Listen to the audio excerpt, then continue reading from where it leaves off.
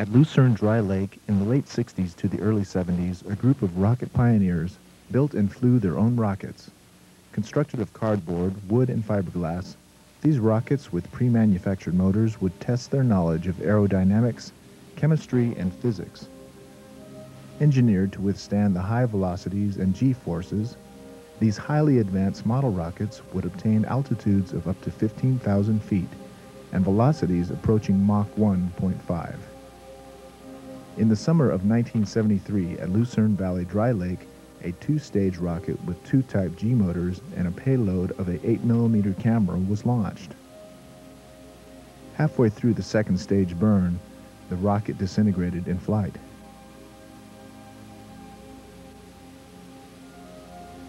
Mike Smalley and Dave Griffith are discussing the problem of Mach 1 velocities and cardboard-type construction. In 1977, as a member of Reaction Research Society, Dave Griffith arms a Zinc and Sulfur rocket.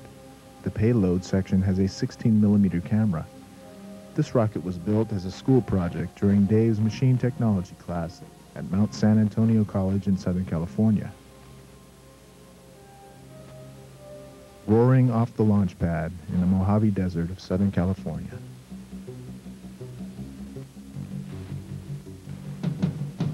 By analyzing the film from the 16mm camera, Dave determined the rocket reached a maximum velocity of 1,100 feet per second, with a burn time of 3/4 of a second, and reached an altitude of 6,000 feet.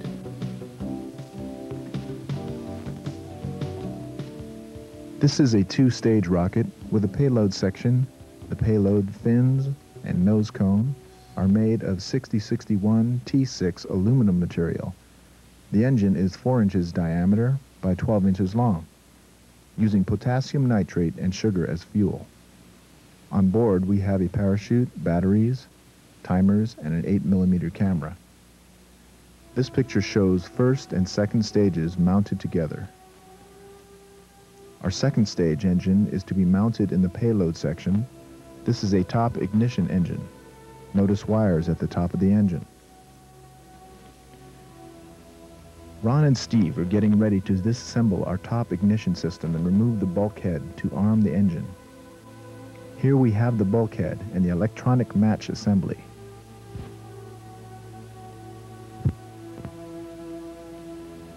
The pyrotechnic fuel ring mounts inside the bulkhead. When current is sent to the electronic match, this fuel burns and shoots down into the fuel core of the engine for ignition. The burst diaphragm is mounted on the end of the exhaust nozzle. Paul is holding the engine that is now ready for a static test.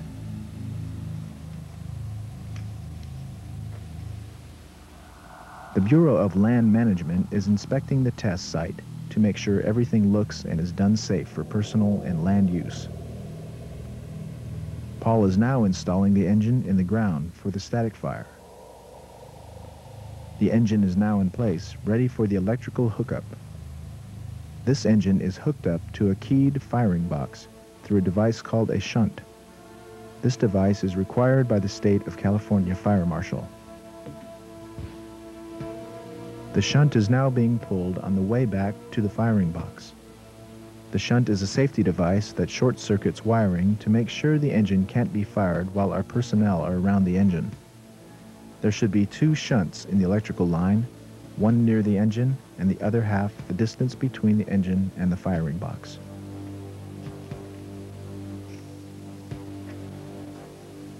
The Bureau of Land Management makes a last safety check before the test.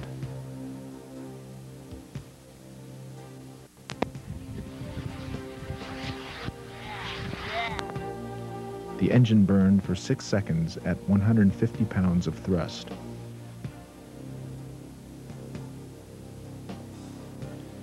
This is the first stage engine in a crate, showing the end of the engine covered. This is the rear of the engine, looking at the fuel core. Paul is checking the exhaust nozzle for a proper fit.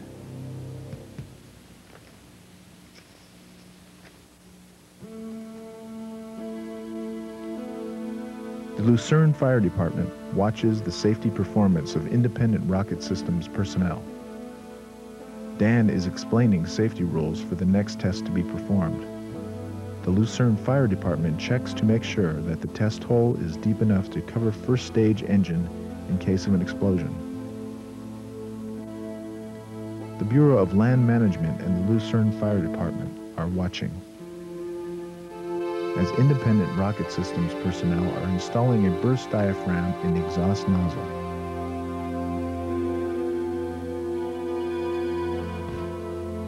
Steve and Jose install the exhaust nozzle onto the engine as Dan talks to the fire department and the Bureau of Land Management.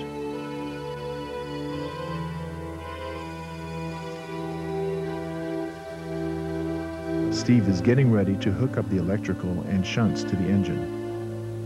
The Bureau of Land Management and the Lucerne Fire Chief check the rocket and shunt wires before the engine test. The engine and personnel are now ready for the countdown.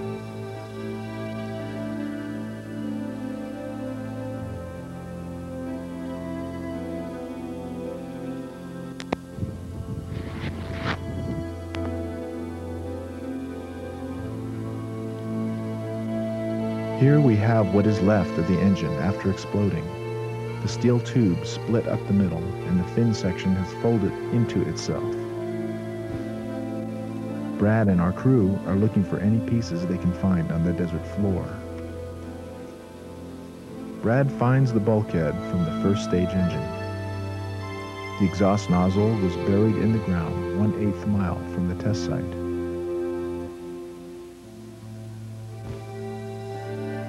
The Smoke Creek, Nevada desert, these launches you are about to see next were done under the name of Pacific Rocket Society with Ron Milfeld as president.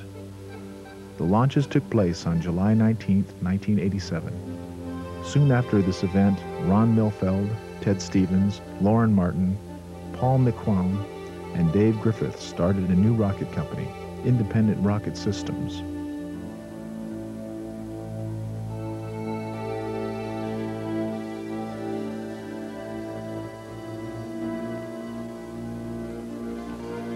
Dan, Lauren, and Steve are bolting together our portable launch rail. Donnie is now getting ready to carry a one-stage solid propellant engine to the launch rail.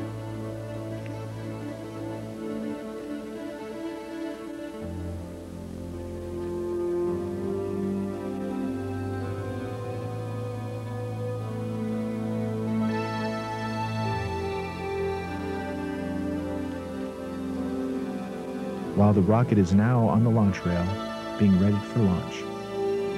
Ron and Donnie are tapping on the smoke bombs. These smoke bombs put out red smoke to help track the rocket during its flight. Here we are showing the rocket with the ignition wires running out the exhaust nozzle. The smoke bombs that we are using have small aluminum chains coming out the end of each one. We are hooking each pull chain to the launch rail. On the launch rail, we have adjustments to aim the rocket from 0 to 5 degrees.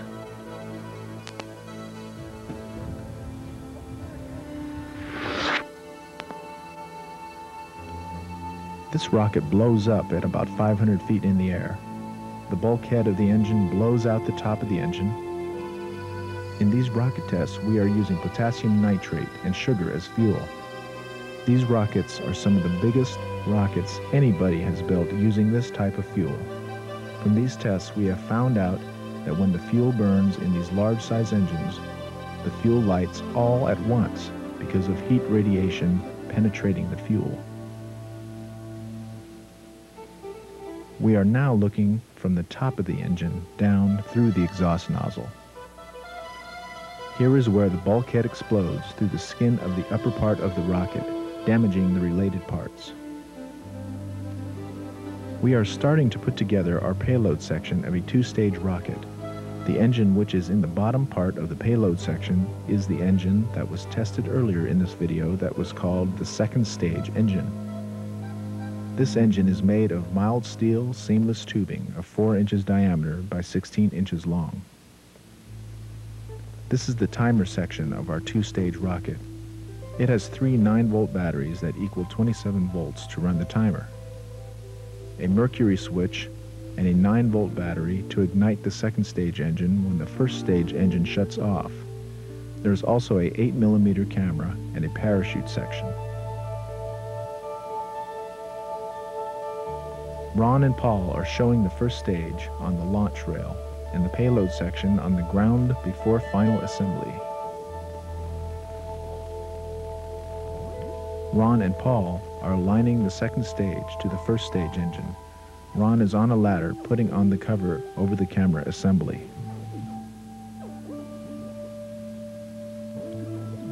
Ron, Donnie, and Paul before the launch. Here is the electrical wiring that goes to the rocket through a shunt box for safety.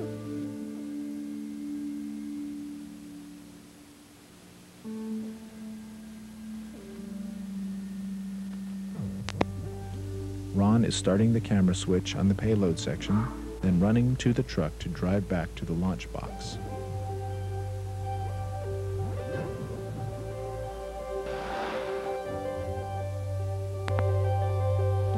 Three, two, one, fire! The first stage engine puts the rocket up half a mile into the sky. The second stage engine ignition is by the onboard battery and a mercury switch. Second stage burnout and the starting of the second stage. Here we see the crash of the payload section. The cause of the crash was the first stage engine. The first stage engine had been flown to an altitude of 4 miles, and we had a perfect static firing 2 months earlier. This time the engine blew up and put the 2-stage rocket a half-mile up instead of 3 miles. Even though the second stage engine worked perfect, the first stage engine blowing up threw off the timer that had been set for 29 seconds. That was to open the parachutes. Instead, the payload section hit the ground, right at 29 seconds. Here we are putting the smoke bombs on our last flight of the day. This is a liquid rocket that will reach an altitude of 4 miles. Because we are using nitrate acid of 98% that has to be poured into the rocket, we are using a Scott air pack so we do not breathe poison fumes.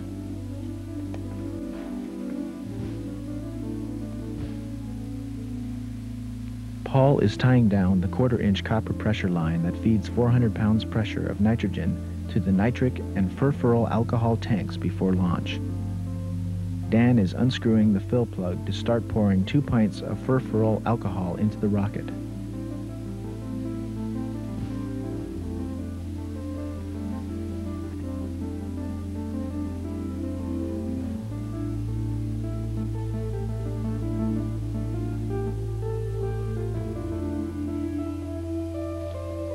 Steve, with the Scott air pack on, is getting ready to help when needed. Dan is standing next to 4 5-gallon buckets that are filled with baking soda and water to dilute any spills of the nitric acid if needed. Now that the alcohol tank is full, Dan is putting on the pressure line to this tank.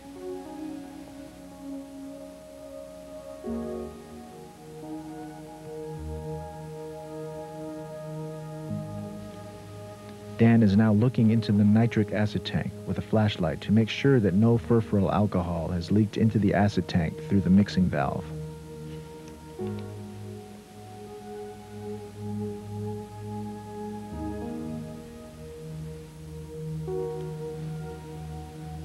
In this 1-gallon jug is the 98% nitric acid that is sold as 7 pounds of acid. Dan will now fuel the acid tank, and the next picture you will see is the launch of this rocket.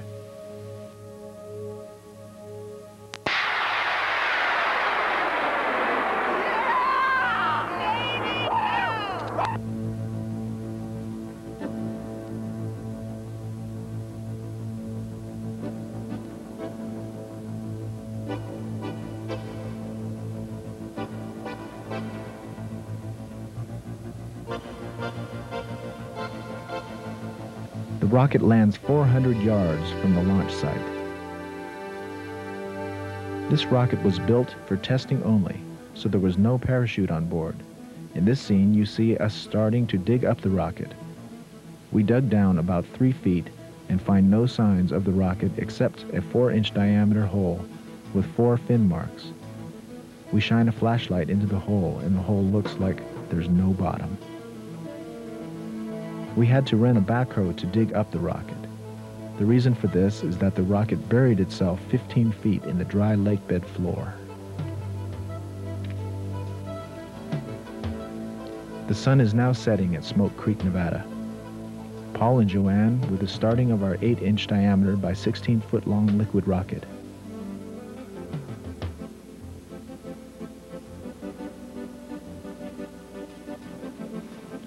Ron has thrown and trimmed 50 pounds of clay on a potter's wheel to make the shape of the nose cone. Ron applies 1 coat of resin and 1 coat of cloth around the clay-shaped nose cone.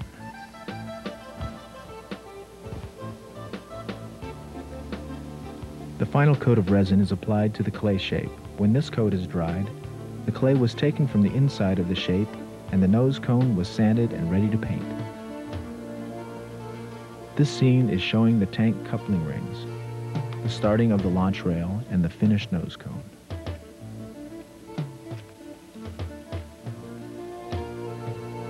Now we see some of the construction being done on the launch rail.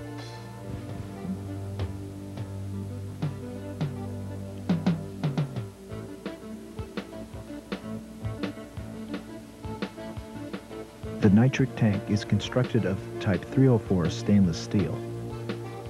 The alcohol tank on the left is also made of stainless steel. At the right is the injector made of 6061 T6 aluminum alloy. Bolted to the bottom of the injector is the combustion chamber and exhaust nozzle.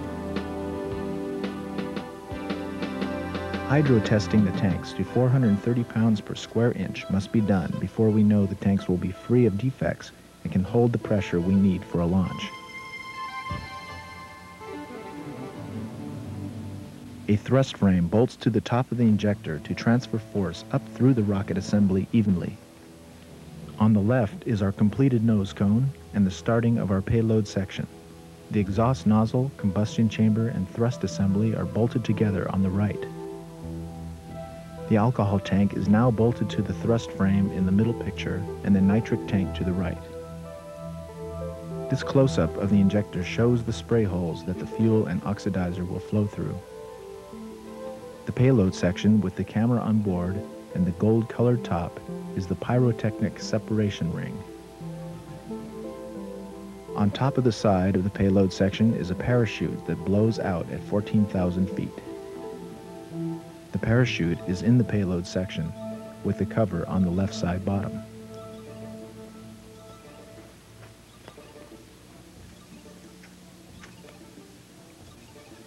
Here we have the magnesium flare launch tube and cover.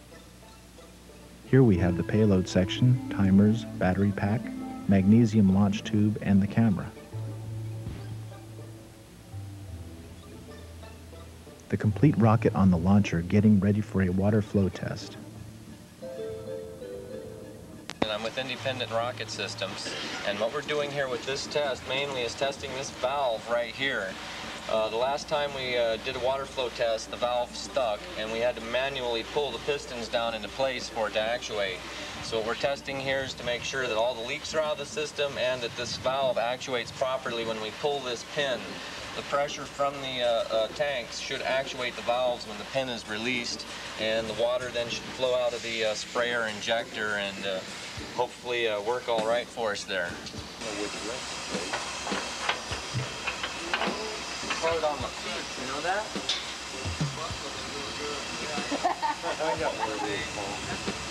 It's right there, I got light right now. It's right in here. It's coming out the bottom of this. It's coming right out the bottom right here. I can feel it. Hear it change with my hand? Unless you can remember it.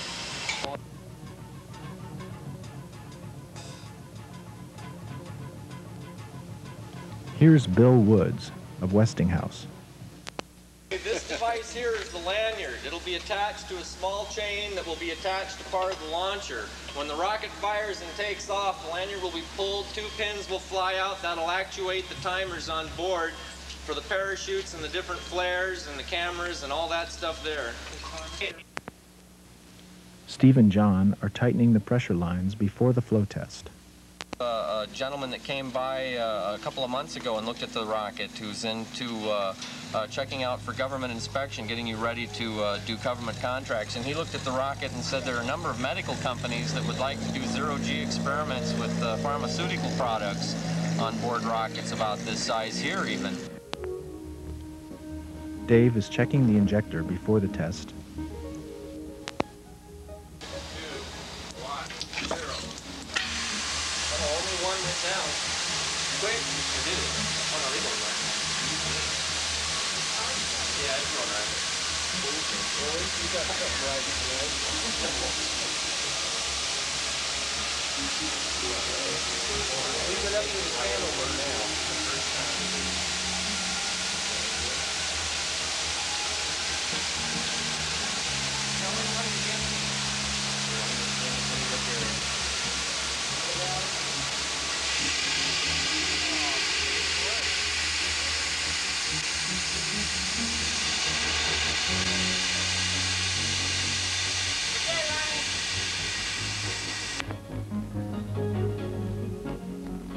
Dave and John now loosen the safety nuts to let down the launch rail.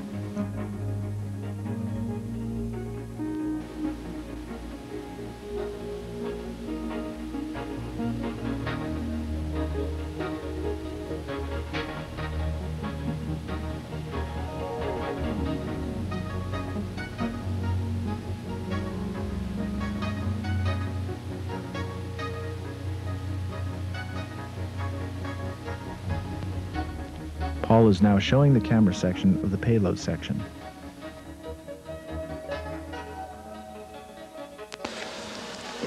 Okay, this is the lanyard.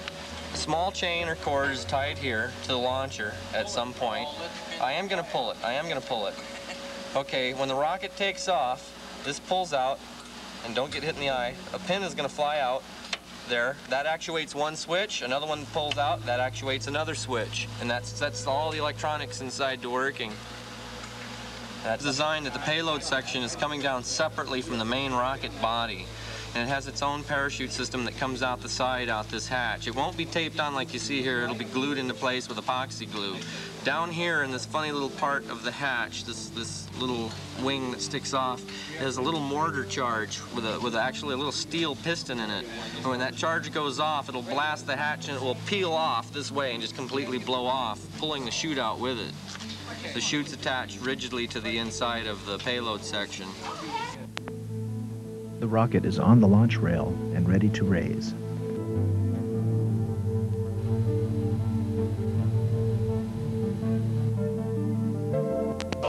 What are the basic specifications of this rocket as far as payload, propellant, and what you hope to expect to get out of the rocket? Okay, the payload of the rocket consists of a movie camera, a tape recorder, 2 altimeters, 1 accelerometer, a battery package that powers the entire unit, plus several timers that actuate the parachute ejection charges, the flare ejection charge, and the camera operations. I already mentioned that. One of the electronic engineers on the team, Harold Duffy, has designed an altimeter system that is digitally operated, and another one of the engineers, John Krell here, is going to explain the system here for us. John? The digital barometer and recording device is this here.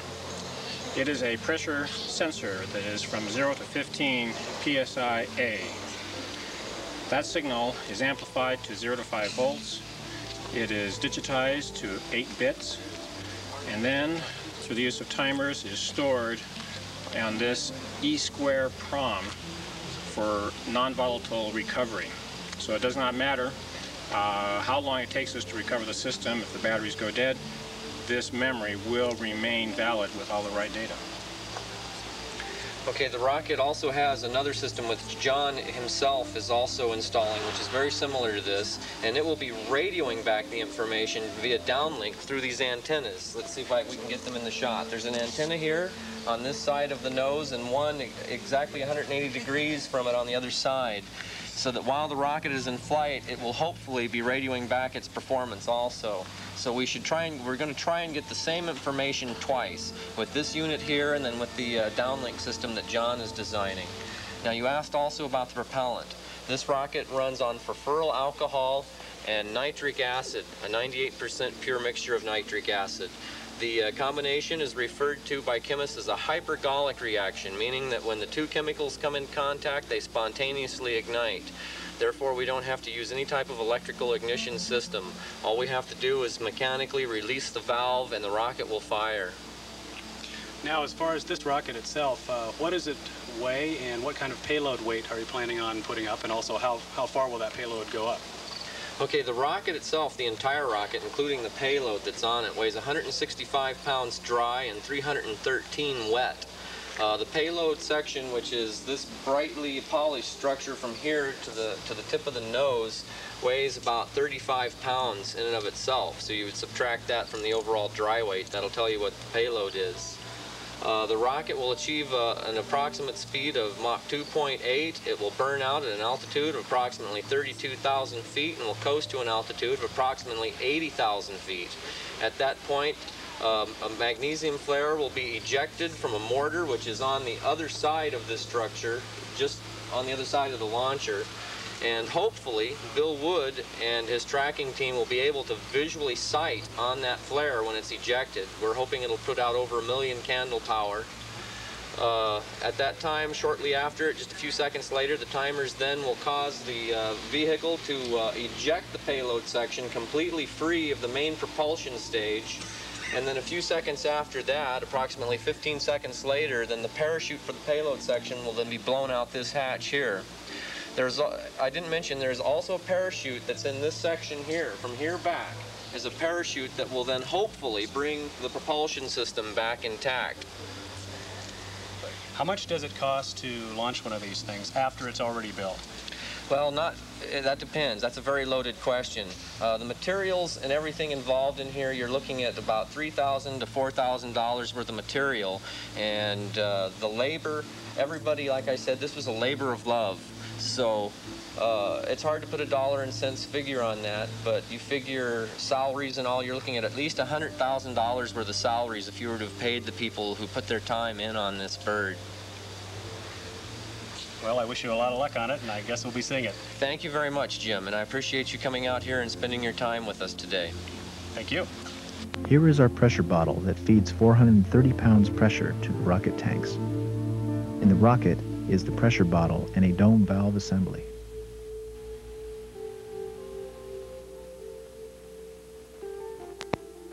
Ready, Bob? Yeah.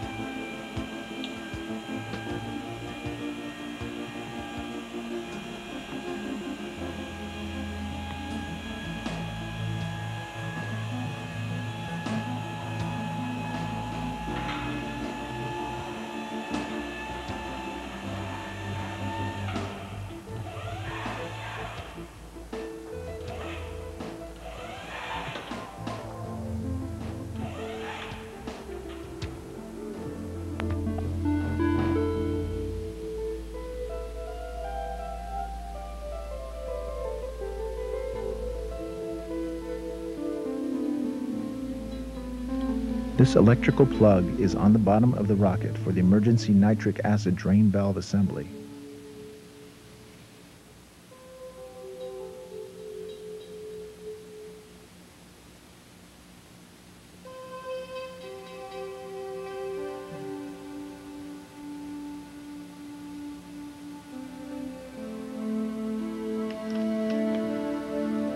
We are showing what it looks like from the top of the gantry looking down to the base of the launch rail.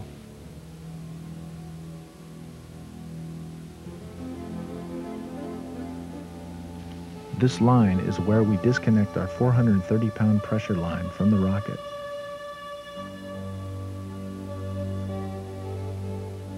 Paul is pouring measured water into the alcohol tanks to make sure the right amount goes into the tank.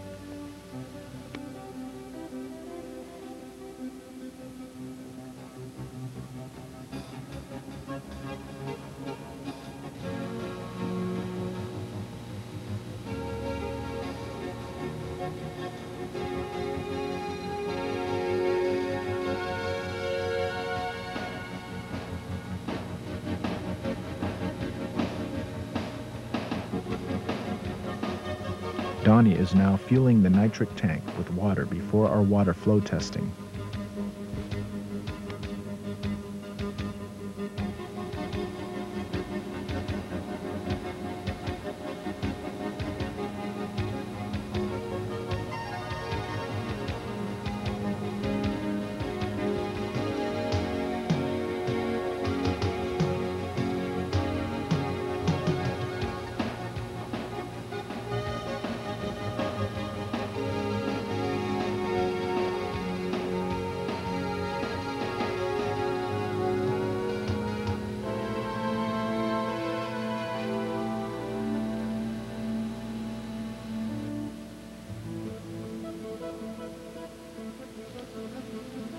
Ron is now capping the nitric tank with a pressure gauge to check the tank pressure during the test. 5, 4, 3, 2, 1, ignition.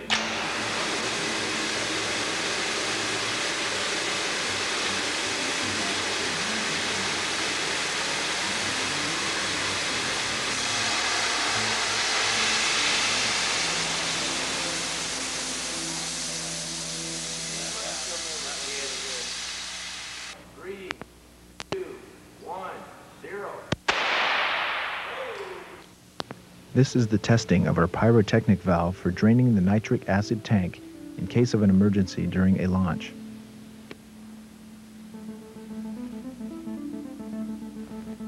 As Dave digs the hole, Jose measures depth and little Mikey makes sure it's done right. The engine is now in ground ready for a black powder test. This test will tell us if we have the correct pressure buildup inside the engine before we insert the fuel load. This is the electronic test equipment to measure chamber pressure and burn time. As the burst diaphragm blows out the exhaust nozzle, you see the smoke from the black powder charge.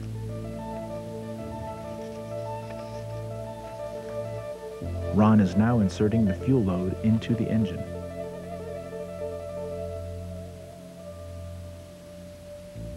We are looking down and inside the engine at the fuel load. Dave is installing a silicone O-ring and the burst diaphragm into the exhaust nozzle. Ted is now checking the fit of the exhaust nozzle.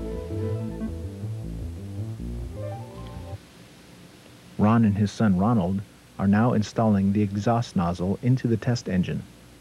3, 2, 1.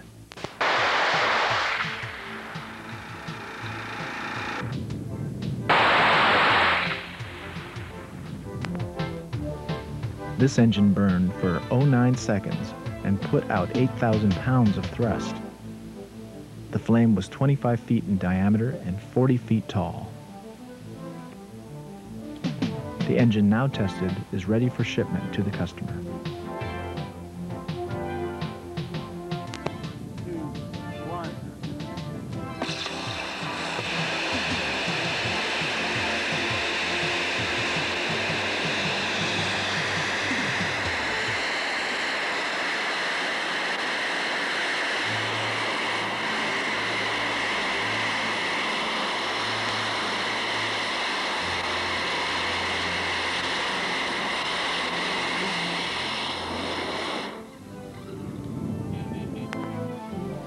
This is an independent rocket systems assisted test firing of Ken Mason's XLR-1 liquid rocket engine.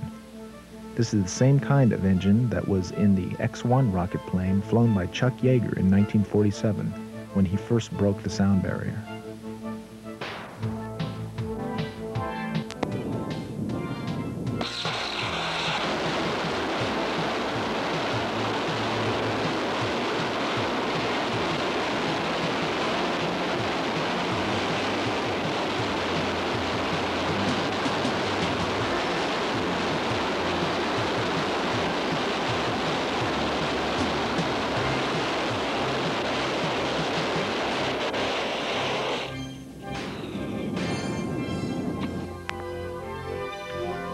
In the summer of 1991, we will launch this rocket at Black Rock Desert, Nevada.